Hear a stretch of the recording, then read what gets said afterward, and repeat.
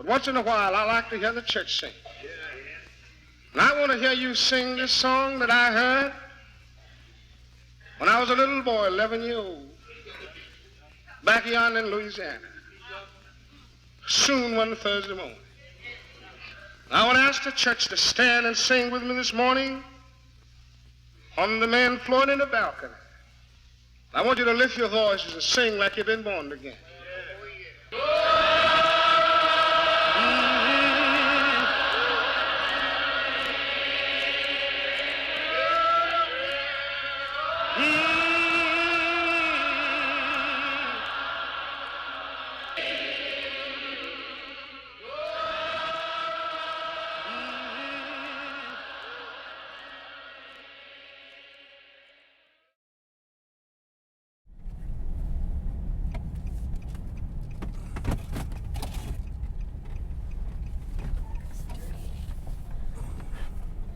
Rodney, brother. What's up, man? How you doing? How you Good. doing? How you doing? Oh, good to see you, man. Good?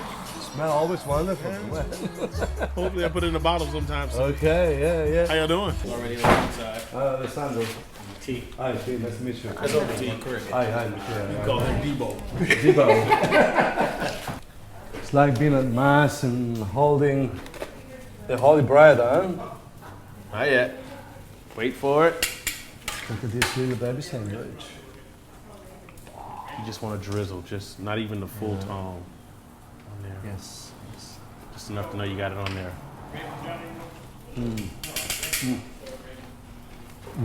Okay. It's just beauty. That's what it is, just beauty. My dad started doing it when I was younger.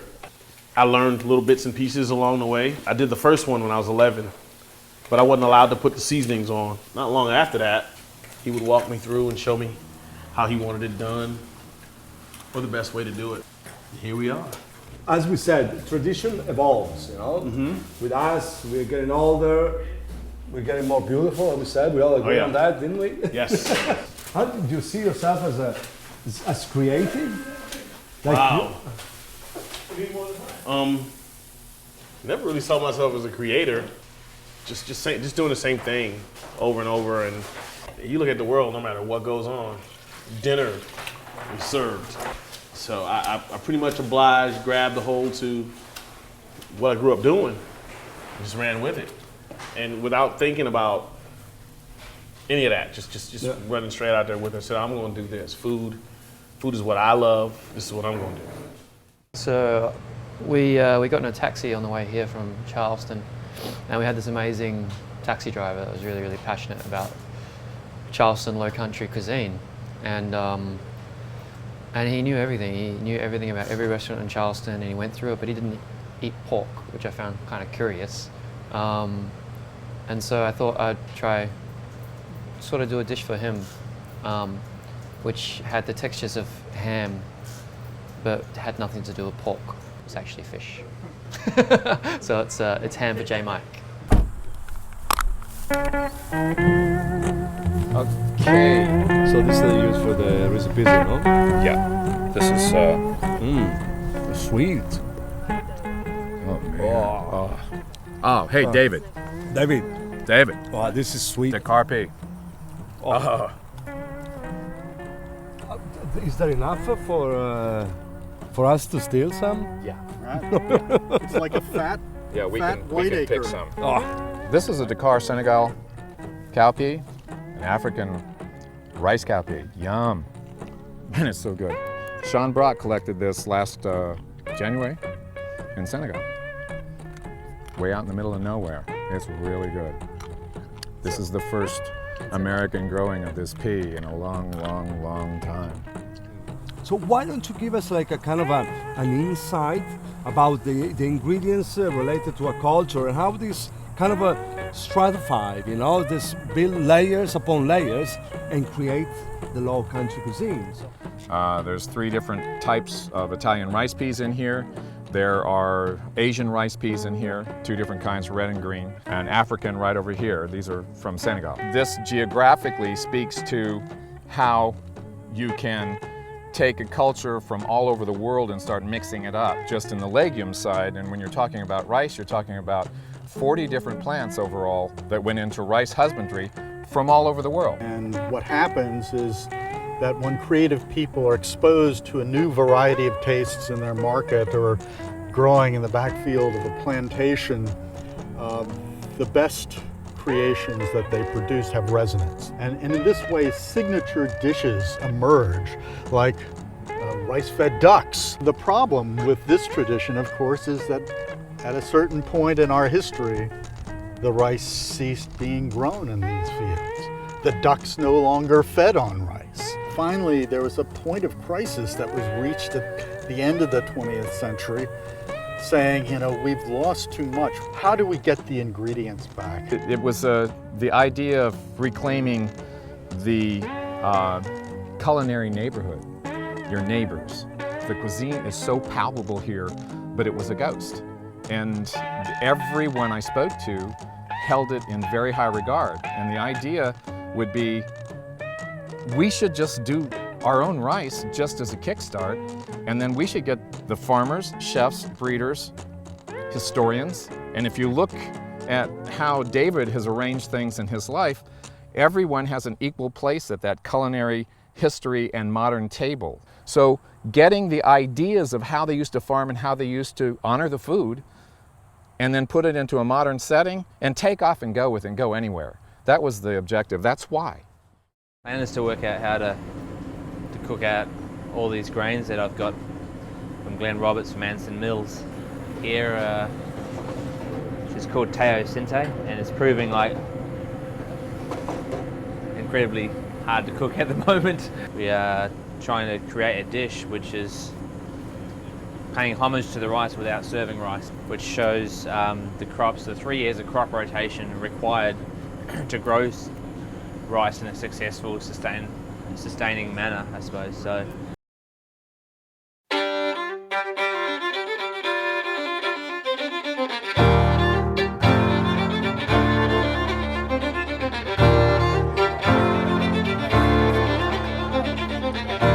This is a yellow doll, and this is a sugar baby.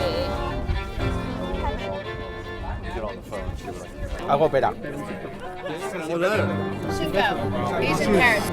Increíble, lo mejor que he probado en tiempo, ¿eh? Vale, espera, yo hago pera. No, eso parece Pera con pato, tío, pato con peras.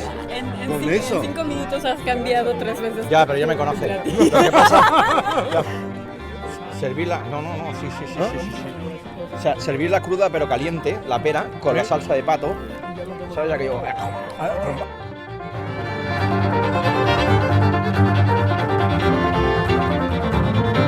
I'm not from here, I didn't grow up here. I grew up in the opposite part of the South, in the mountains. So it was this wonderland for me. It was like amazing. Like the water, the crabs, the shrimp, the fish. I started becoming fascinated with the cuisine. You know, when you think about Southern food, or when most people think about Southern food, they kind of see it as one thing, or one place. And that couldn't be more wrong or untrue.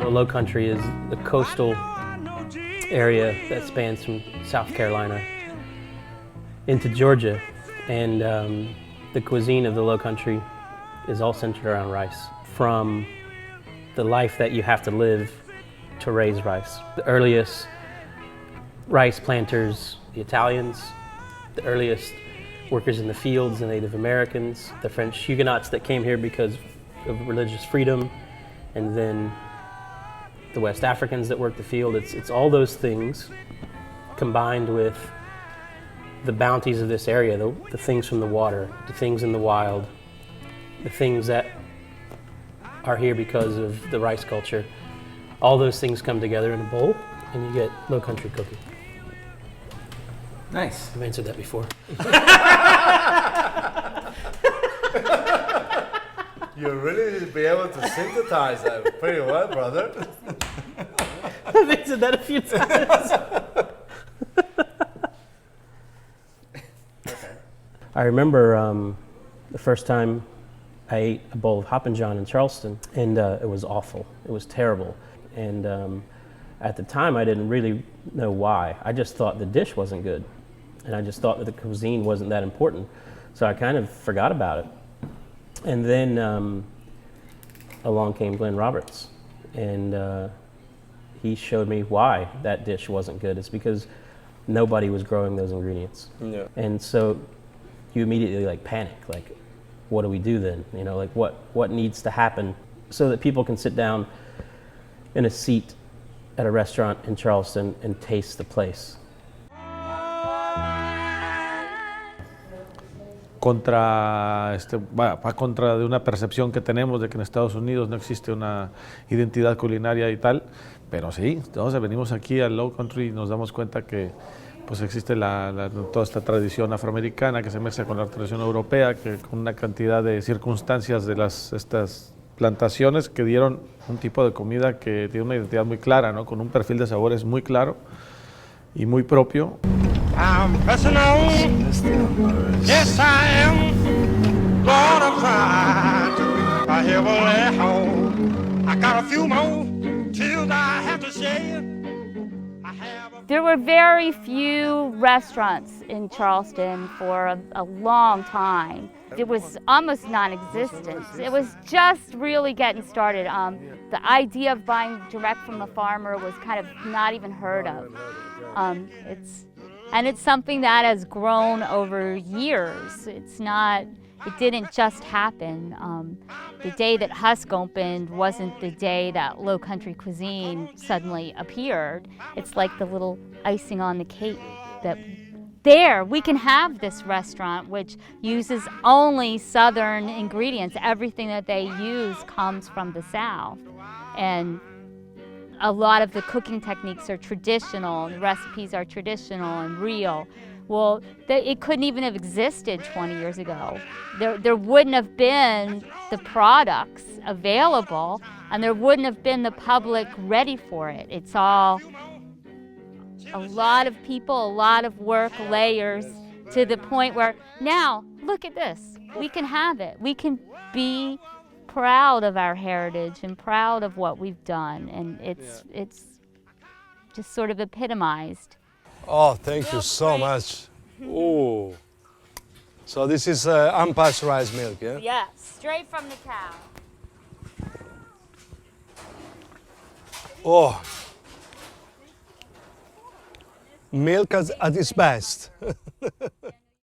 It's not so much about interpreting low country cuisine, because I'm not an expert in that, and all we have is a week to engage with the kind of culinary aspects of this region historically and in a contemporary way, and then I think we've got to draw inspiration from that. So I know, like back at home in Ireland, we've got plenty of pigeon, we've got plenty of an abundance of wild food. So like I'm trying to look for me the similarities between these two places, and I think it's quite uplifting, because you kind of see the whole locality of a place is also has a certain kind of global feel, because when I'm here, I mean, there's things that we're doing that have a correspondence back home, and I think they inspire you.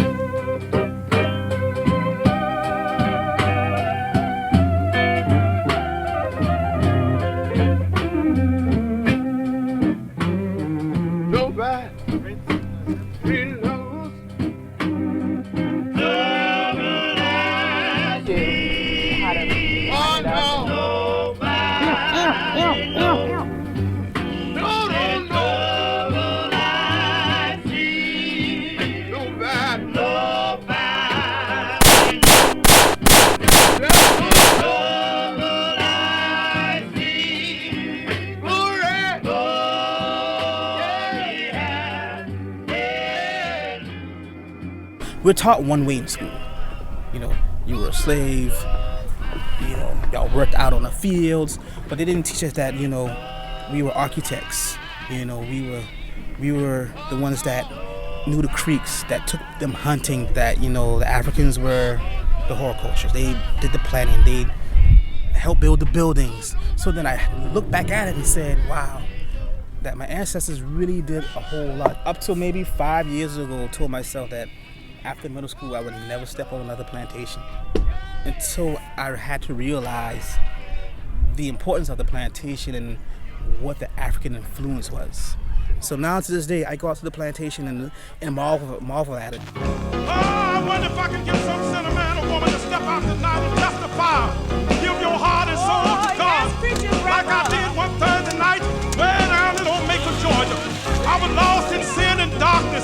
I walked out in the aisle that night and you can hear me when I say, here it was, here it was. Come on, Jesus. Here it was. Talking about a man, treat everybody right, and love the Lord day and night. Talking about a man, been around the world.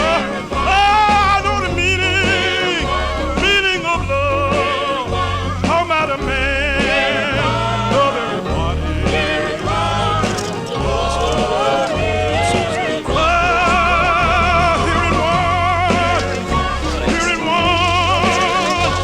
Are we waiting for something? No. I'm a man. I want to understand. Let me walk with you hand in hand. Talking about a man. I want to make it if I can. Oh, I want to make it. My inspiration is invisible essentials, just based on rice, lichen, Spanish moss. The situation of Spanish moss in Charleston, it's like a story of the history of slavery in here. It's existing and it's there, and you kind of don't want to touch it too much. Learning the Gullah culture, learning about our history is just reassimilating ourselves and what our ancestors from creation taught their children before we went through the treacherous area of slavery. What we have to realize is we find hatred and racism in our foods. A lot of time people don't know that the Gullah culture is what stemmed or created the Low Country cuisine. We created the shrimp and grits idea because we were giving grits as slaves because that's the only thing that they could afford to give us. And we were farmers and shrimpers, so what we did was we harvested our own shrimp and we fried up our own fish and we created our own gravy because that was passed down to us ancestrally. And we made shrimp and grits. And if we look at the mammies or the big mamas, they always were in the slave master's house cooking food. They never gave her a book with recipes. She couldn't read. So she had to create this food out of own knowledge and information that has been passed down to her so she can feed the people.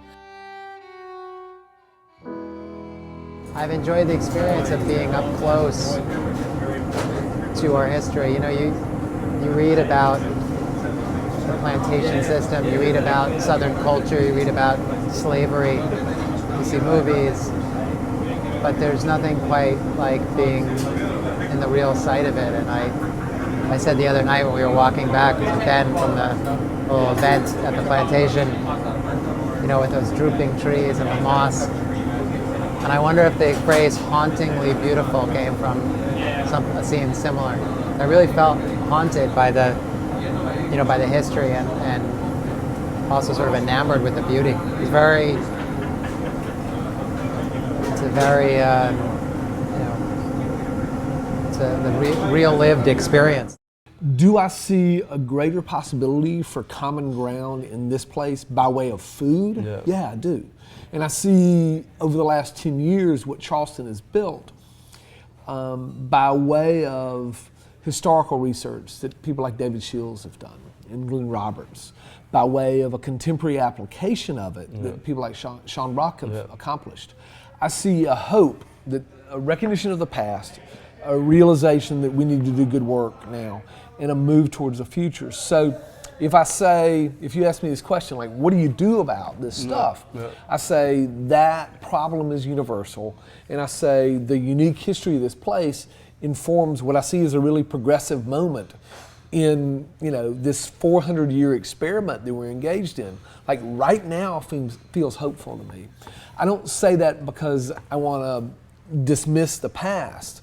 I want to acknowledge the past, recognize what's going on right now, and say, I see good things coming. Do you see this also happening somehow in the Gala Black community in here? This sign of hope? I think that if in this moment we're establishing value for local traditions, the deepest and most profound of those local traditions are the Gullah and Geechee communities. So if the value of that people and that place can be established and that can be leveraged, yes, I see hope. Is there the same economic drive behind that community? No. So, you know, so now we're talking about class as much as we are about race.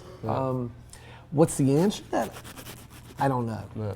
But I do think that if we can help Southerners and Low Country folk as a whole see value in their biracial culture, then it can drive it all. And that's about the most hopeful take and the most honest take I can bring to it. It's weird for me because most of the chefs here are out of their element, you know? Like me and Brock are the only people that have any experience down here. But I also haven't been here in a long time. It was all about, you know, butter and Paladine and tourism and a lot of things that, you know, I never really knew the history of the place that I lived in for a long time. So it took me going away for 8 years and then coming back and to understand where I even came from. Oh, how much I owe since Christ is mine. How much I owe, Christ is mine. 1,000 years, they come and go. Can I tell how much I owe Jesus Christ from door to door? Yes, he breathed to the rich and the poor. 1,000 years, they come and go. Can I tell how much I owe? Well, how much I owe since Christ is mine. How much I owe since Christ is mine. 1,000 years, they come and go. Breaking the mold and being free to do. Do you want to play experiment. like George Michael? Or have you got some leather pants? I do. I And then we could also do, can I just do Braveheart, Mel Gibson? Yeah. And then just walk back in the kitchen. Yeah, right. That's And it. kind of the shackles have gone from New York and I've come to Charleston and I've got to use all this amazing produce. So that's where that is. So your dish is called Freedom? Freedom, yeah. Good. Not Great. bad, right? Awesome. Good stuff. Good sauce. Okay. Okay, so it's salted watermelon and pickled oyster. And it has a broth that's made with fresh watermelon and a little tiny bit of tomato water. Okay. What we're doing here is very important. That would be much rather you to tell why you make that dish. Jesus, brought me to the light. Able me to see the light. Able me, turn me around. Looked at my hand looked new. Looked at my feet, and they did too. Somebody tell me, somebody tell me, somebody tell me.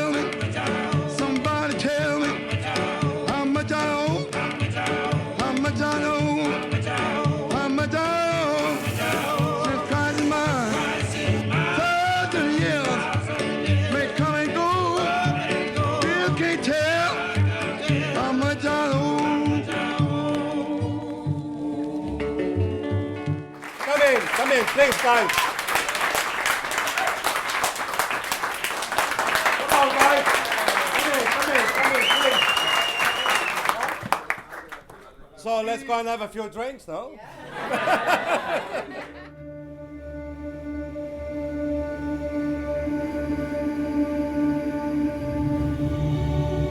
It doesn't matter what you cook, how you cook it, it's the intentions behind it that matters.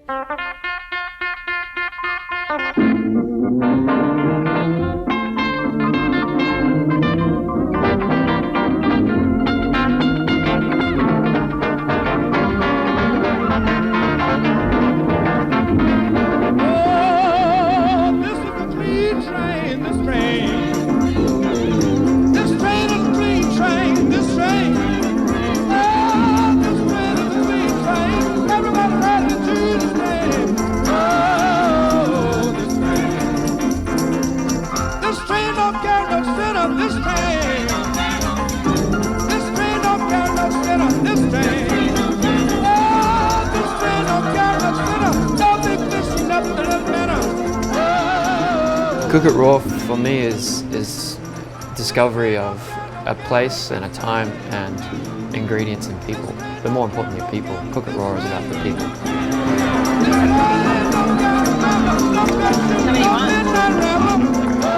We all owe this incredible debt in the past and to all the people who came before us. And we have this moment now where everybody's paying attention to food and we're finally going to tell the story. That's a big debt. It's a big thing to pay down.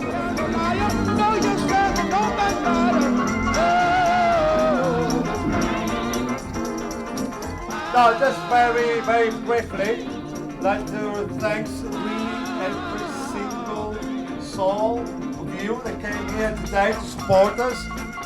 You blow my mind. You blow my mind, you beautiful people. Shame on you.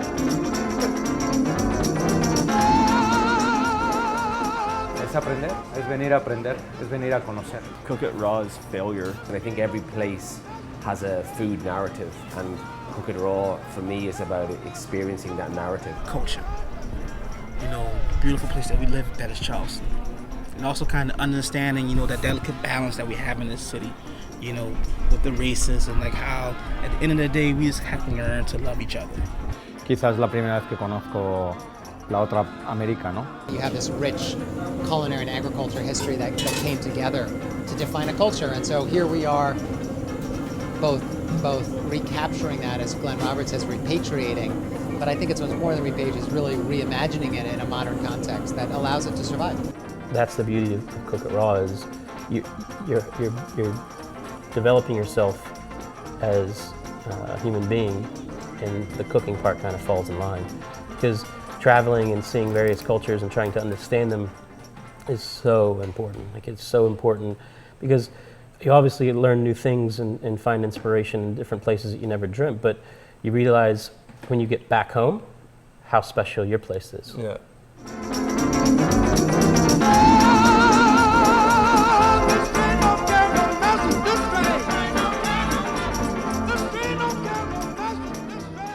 I was talking to Dan Barber 3 days ago. He just turned his book in. Guess how many words? Like, give me an example. Patterson book, full of text. Yeah. 75,000. Yeah. I was down. How many? 150. How many is yours gonna be? Like 30. Hey, I'm from the South. Whiskey's good. Dan's got a lot I to say, like though. bacon. Here's how to make bacon and shoot a deer. I like beans and corn. And cornbread. That's about it. That's all I got. That's it. Hope you enjoyed the book. It took me 3 years.